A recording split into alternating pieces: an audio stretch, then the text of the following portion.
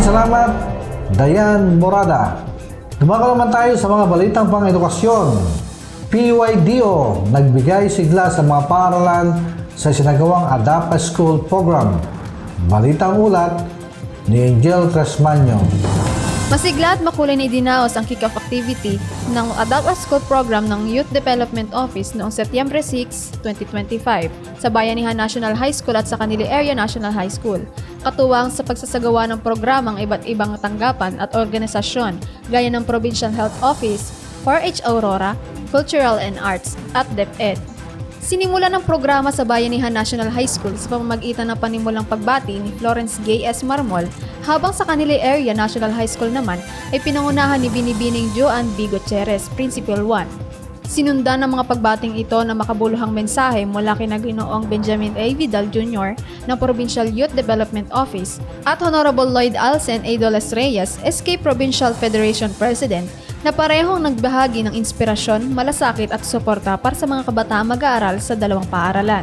Ibinahagi ni Ginang Femia Neri ng Provincial Health Office ang isang mahalagang mensahe hinggil sa HIV awareness at sex education na layuning mapalawak ang kalaman at kamalayan ng mga kabataan sa usaping pangkalusugan. Matapos nito, sinimula ng iba't ibang aktibidad para sa breakout groups at medical mission. Nagbahagi rin ng ADAPA School Program ng mga kaalaman sa pamamagitan ng mga sumusunod na workshop. Basic sketching na pinangunahan ni Ginoong Candido Manar P.E.S. na nidinuhan ng 30 estudyante. Color sketch na pinangunahan ni Ginoong Sherwin Paul S. Gonzales na may 25 kalahok. Basic skills for hydroponics na pinangunahan ni na Ginoong Daryl Jones, J. Milan at Binibining Divine Lady Faith Paulino na dinaluhan ng 67 estudyante. Matapos ang workshop, aktibong binahagi ng ilang estudyante ang kanilang natatanging talento at isang maikling pagtatanghal. Sinundan ito ng pagbabahagi ng school supplies bilang konkretong tulong sa mga mag-aaral.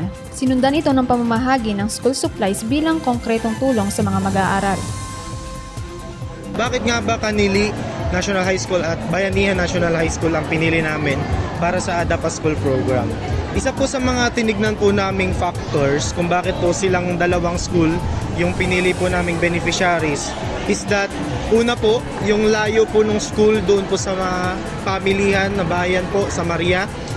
Kung mapapansin naman po natin, ang Bayanihan po at Canili ang medyo nakahiwalay po sa bayan kung saan malayo po yung talagang mga bilihan po ng mga school supplies and yung mga services po talaga ay gusto po naming ipunta po doon sa mga hindi po napupuntahan na communities. Sa Bayanihan po ay naniniwala po kasi kami na wala pong kabataan ang dapat naiiwan. Kaya parehas po sa bawat paaralan ay nag-target po kami ng lahat po ng mga sektor ng kabataan. Bawat IP po, PWDs and mga mga youth sector po ang aming tinarget. Kumbaga po, bakit nga ba ADAPA School yung unang program na aming ginawa? Kesa po sa mga pa-competition, kesa po sa mga bonggang opening ng Linggo ng Kabataan, mas pinili po naming magkaroon ng ADAPA School para sa gayon yung impact at yung resulta po ng magiging programa ay talagang maidadala namin sa bawat kabataan ng Maria Aurora. At syempre, sa paggawa namin ng programang ito, marami po may inspire na tumulong din sa kanilang mga communities sa pagbibigay ng kahit kaunting mga gamit, pagpaparamdam po ng pagmamahal sa mga estudyante na malayo sa mga tahanan nila. 377 sa Canili Area National High School at 265 naman sa Bayanihan National High School.